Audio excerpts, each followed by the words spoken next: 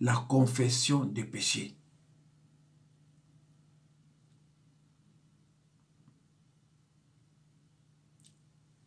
Mes chers frères et sœurs, Jésus décrit Satan comme étant un homme fort, puissamment armé, qui exerce une grande emprise sur les hommes.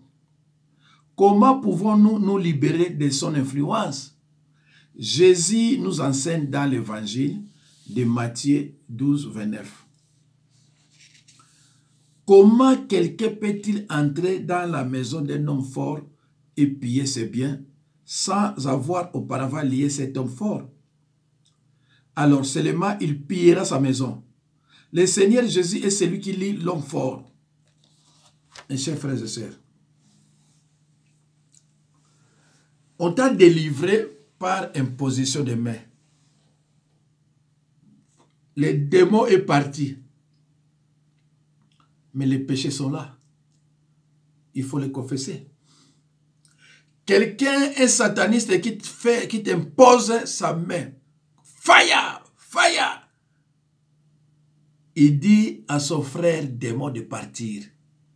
Le démon est parti provisoirement. Mais il va retourner parce que les péchés sont encore là. La délivrance, chasser les démons. Mais il ne part pas avec le péché. Le péché reste dans ta vie, dans ton corps, tant que tu ne l'as pas confessé. Le péché est là. Il faut le confesser. Sinon, le péché demeure. Et toutefois, lorsque nous péchons, le péché c'est la nourriture des démons. Et lorsque nous péchons et que nous ne confessons pas ces péchés, Satan a toujours le droit légal de nous nuire ou d'hypothéquer nos santé, voire même les santé de nos enfants. C'est pour cela il faut d'abord confesser les péchés. La Bible nous enseigne que lorsque vous péchez, il y a un chemin de retour vers Dieu. On appelle ce chemin confession de péché selon 1 Jean 1, 9. Selon 1 Jean 1, 9. Suivi d'une repentance sincère. Voilà. Après, deuxième étape,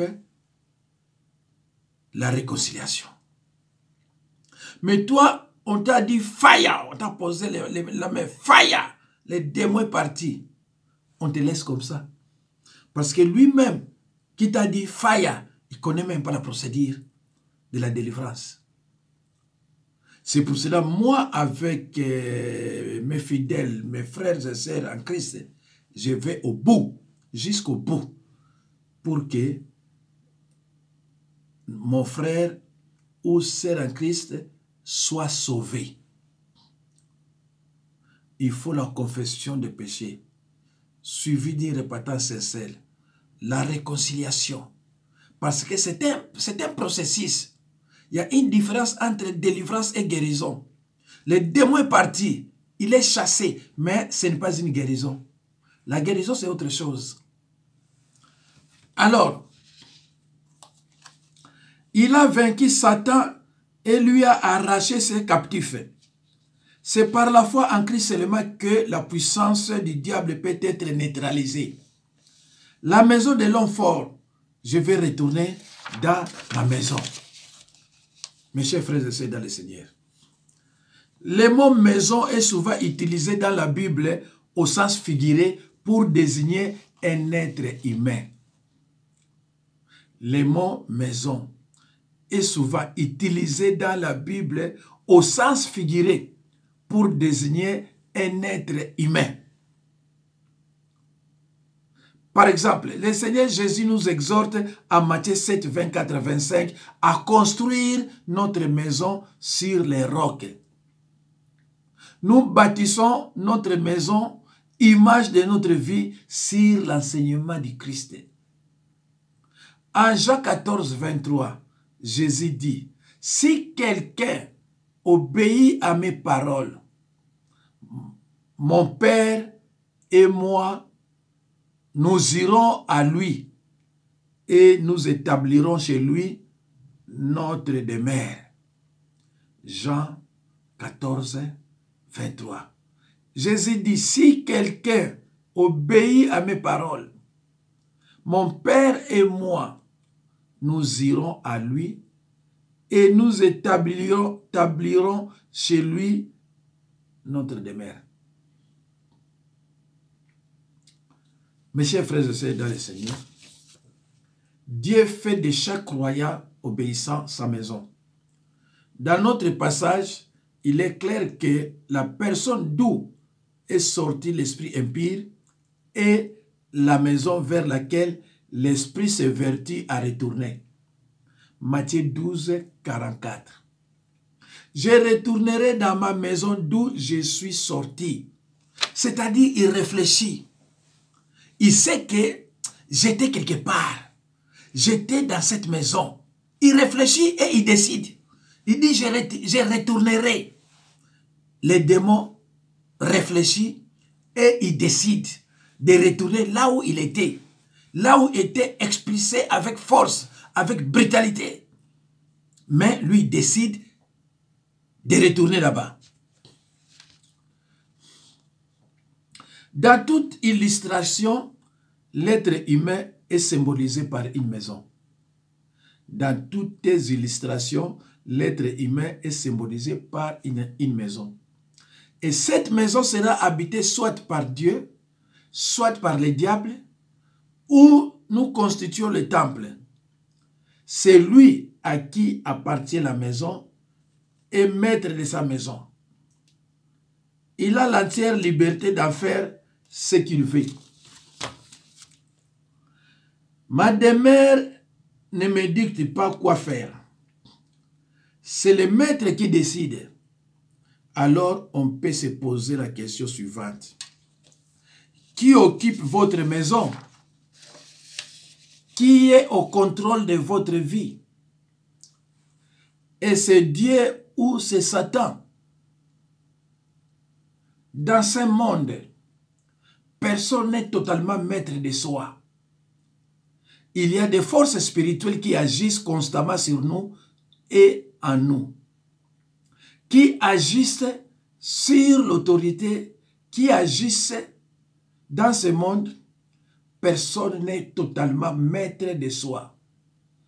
Il y a des forces spirituelles qui agissent constamment sur nous et en nous.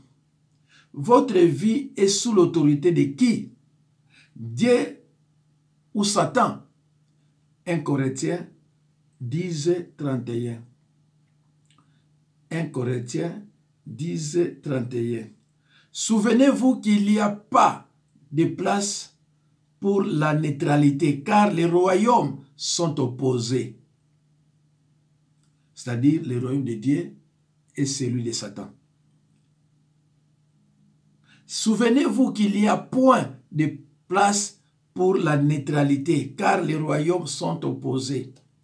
En fait, le cœur de chaque homme est à la merci du diable qui peut en faire sa résidence, excepté ceux qui, par la foi en Christ, sont les temples du Saint-Esprit.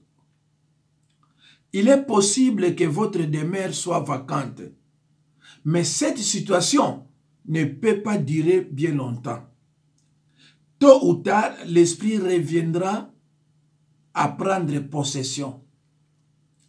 Même s'il a été expulsé par la puissance de Dieu, il ne tardera pas à se manifester à nouveau si la maison reste inoccupée. Il y a un point important à retenir du va-et-vient de cet esprit impur. Le fait que Satan ait été chassé de votre vie ne vous met pas à l'abri de son influence pour toujours. Et je dirais même plus.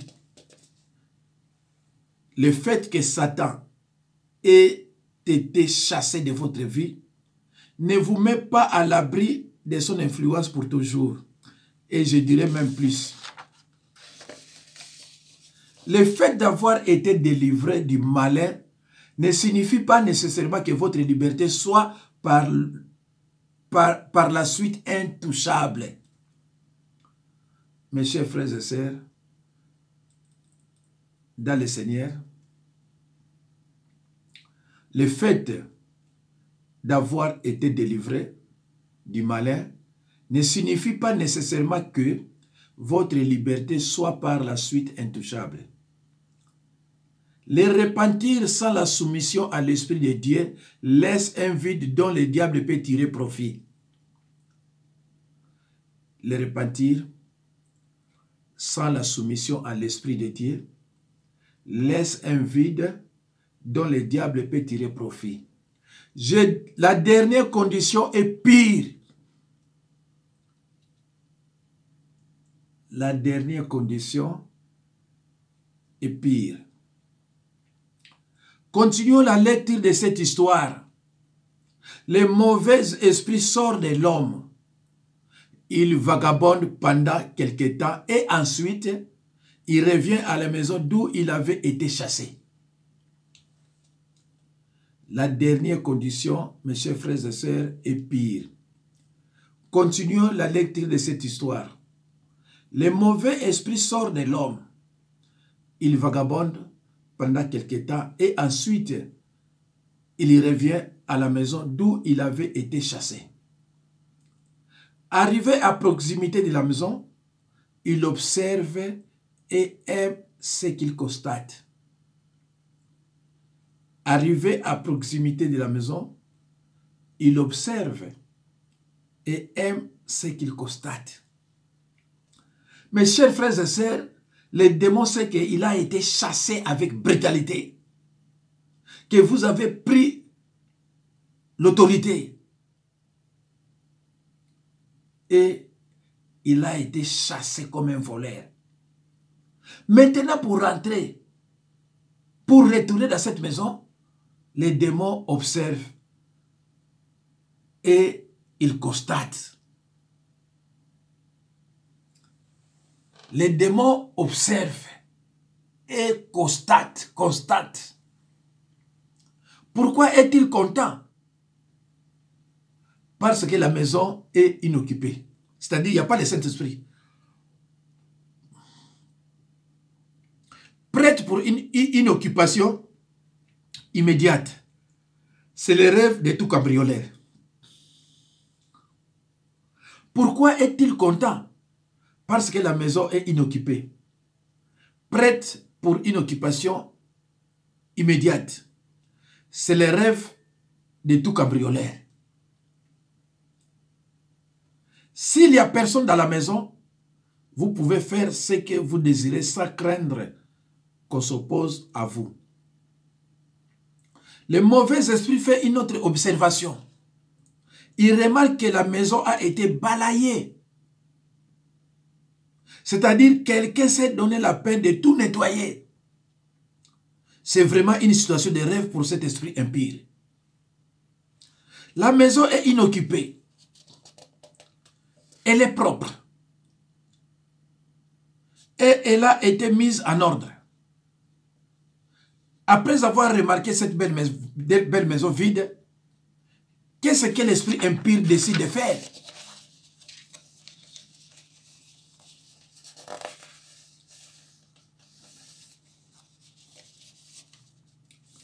S'empresse-t-il d'en prendre possession?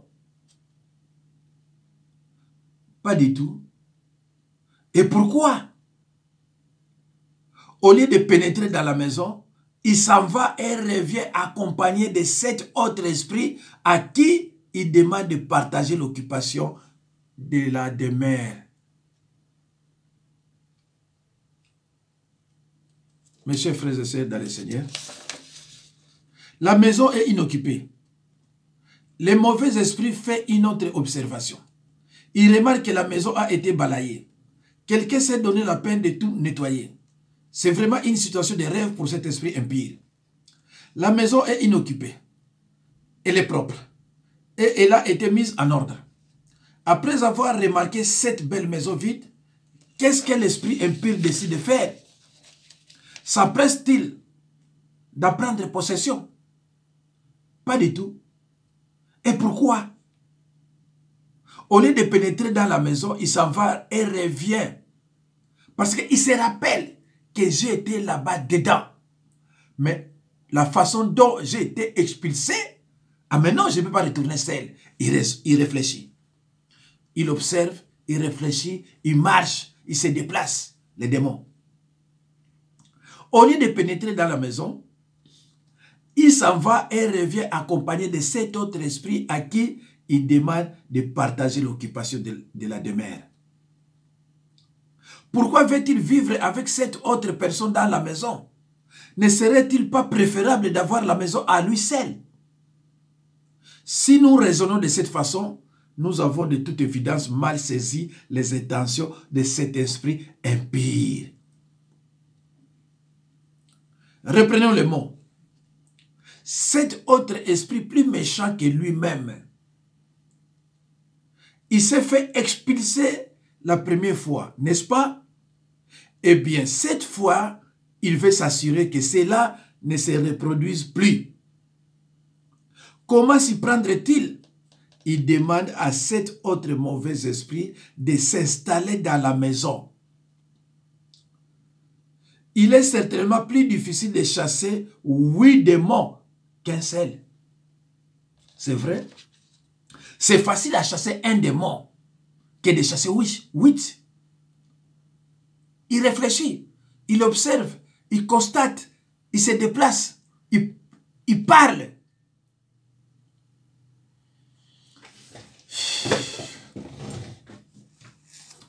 Et ces 7 nouveaux démons sont plus méchants que le premier. Ce qui indique probablement qu'ils sont plus puissants spirituellement. Quelle situation avons-nous maintenant? Le Seigneur dit, la dernière condition de cet homme est pire que la première. Au début, l'homme n'était pas possédé que par un seul esprit. Maintenant, il a en lui 8 démons. Sur le plan spirituel, son état est donc pire qu'avant. Mes chers frères et sœurs, Réchit, tu as été délivré, tu as été guéri. Au lieu de continuer avec cette force, au lieu de continuer à prier sans cesse, tu as lâché. Ou alors, Satan a utilisé ta bouche pour dire de n'importe quoi, tu as péché. Et le péché, c'est la nourriture des démons. Et tu pêches constamment. Tu as des rancunes, tu as des disputes. Tu calomnies les gens. Cela provoque une chute, une rechute. Alors, lui, il vient pas tout seul parce qu'il a été chassé. Il vient maintenant avec 7 autres démons plus méchants que lui. Et maintenant, la condition est pire qu'avant, lorsqu'il était seul. C'est pour cela, moi, j'ai toujours dit à mes fidèles, une fois délivré, une fois guéri, en cas de réussite, parce que peut-être tu as désobéi à ton conducteur spirituel, peut-être parce que tu as utilisé ta bouche, Satan a utilisé ta bouche pour pécher. La vie et la mort sont au pouvoir de la langue. Ne revenez plus. Parce que je sais que le combat sera pas facile. Donc ne revenez plus pour me compliquer la vie. Maintenant, il a en lui 8 démons. Sur le plan spirituel, son état est donc pire qu'avant. Repentance incomplète. Repentance incomplète. Tôt ou tard, il rechute dans le péché et se retrouve alors dans un état plus grave qu'au début. Ceux qui laissent leur maison vide sont des proies faciles pour les démons. Satan ne sera plus décidé que jamais à revenir et cette fois, il prendra toutes les précautions nécessaires pour ne plus se faire déloger. Alors, pourquoi ta délivrance est difficile? Pourquoi ton esprit-là ne te quitte pas définitivement? Parce que Satan utilise toujours ta colère, ta bouche. Mais cette fois-ci, il faudrait que tu prennes une décision définitive. De ne plus se comporter comme avant. Impossible de les renouveler. Cela peut expliquer pourquoi il est virtuellement impossible de poser à nouveau les fondements du salut pour celui qui se détourne du christianisme après avoir expérimenté la grâce de Dieu. Il y a un avertissement à cet effet en Hébreux 6, 4 à 8. Je lis au nom de Jésus-Christ. Il est écrit, il est impossible que ceux qui ont été une fois éclairés, qui ont goûté les dons célestes, qui ont eu part au Saint-Esprit, 5, qui ont goûté la bonne parole de Dieu et les puissances du siècle à venir, 6, et qui sont tombés soit encore renouvelés et amenés à la repentance, puisqu'ils crucifient pour leur part le Fils de Dieu et l'exposent à l'ignominie.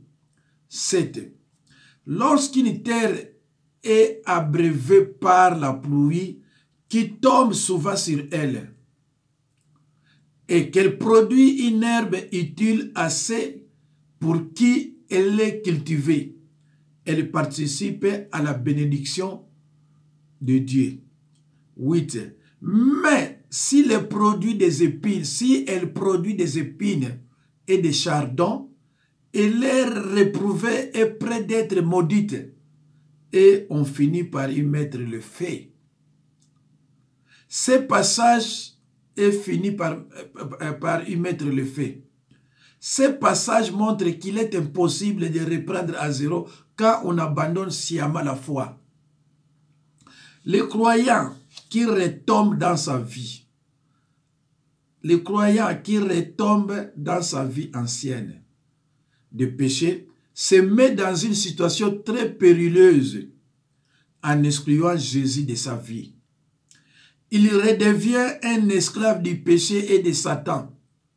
Rendu à ce point, sa condition est pire qu'avant, car il sera impossible de l'amener à nouveau à la repentance. L'expression « la dernière condition est pire que la première » est aussi employée à 2 Pierre 2, verset 20. J'ai lu au nom de Jésus-Christ. En effet,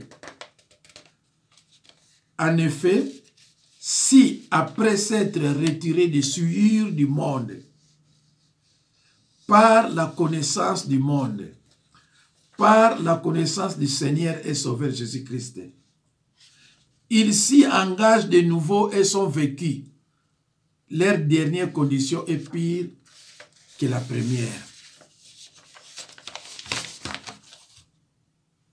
Mes chers frères et sœurs, dans le Seigneur,